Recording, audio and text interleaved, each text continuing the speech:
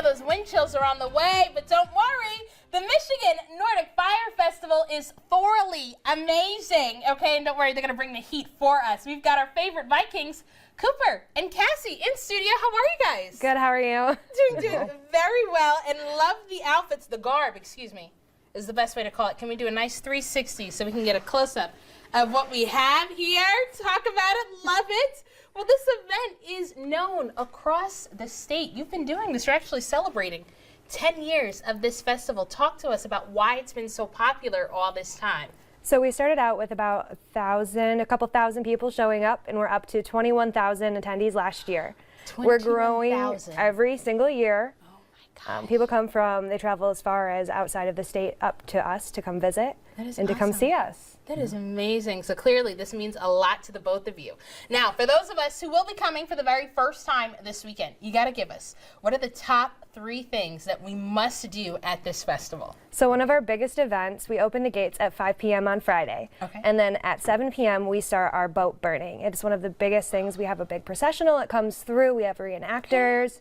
And from there, this party really gets started and we get going. All right, well, that is awesome. Then throughout the weekend, there's going to be live range games like throwing spears and axes and hammers. So a lot of fun and activities to be out doing throughout the entire weekend. Okay, so I'm sorry, you said axe throwing and spear throwing. Axe throwing and spear throwing, as well as boulder throwing and hammer throwing. Love it. Now, as a Viking yourself, you got to tell us, what is the key to throwing these things perfectly and kind of winning the competition? It's all in the balance. It's really in the balance. Okay.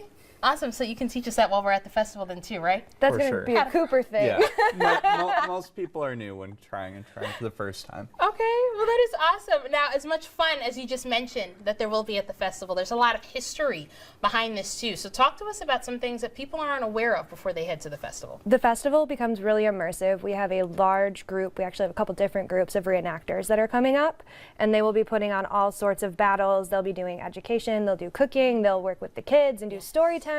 All sorts of stuff. That is awesome. And speaking of, like you mentioned, there's a mead hall too as well. Talk to us about the different breweries that'll be around. So we have quite a few places coming up. We've got our main mead hall, and this year we've added a mead outpost out in the festival grounds, so that way you can get mead in 2 different locations. We have a total of 8 bar tops coming and 5 different meaderies, I believe.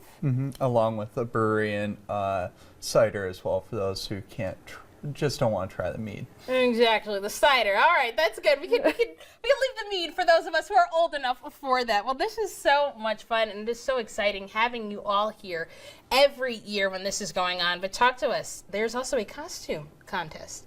Now, what is the best way to dress for the Michigan Nordic Fire Festival? Warm. Warm? Okay. Warm. Now, describe to us about warm, because we still want to be creative, but we want to be practical at the same time. We were speaking in the green room, actually. We think that the best way to get ready for the festival is to dress warm and come and see who is selling their own wares and their own goods. We have a lot of fur vendors who do their own stuff. So you can put together garb while you're there with some of the best garb available in the state. Awesome, which is good. In case you don't have anything in your closet, don't worry, they've got plenty there. But overall, clearly, this means a lot to the both of you. Tell us why people should come on out. So just the whole reason why the festival got started was, to have a thing to go out and enjoy in the winter, right? And so that's the basis of it. And so it's a lot of fun. It's very family friendly for the whole weekend. That is awesome. The whole weekend. And take a look at your screen. You can take part in all of the Viking festivities at this outdoor festival this Friday through Sunday. And can we do a big Valhalla? How about a score? A score? Score. School? School. You got to show us how. Go ahead. Score. Score. Score. That's right. Hooray, hello. It's just a celebratory word. All right. Well, that is awesome. And thank you both for joining us here this afternoon. We'll have that information online. But stick around. We've got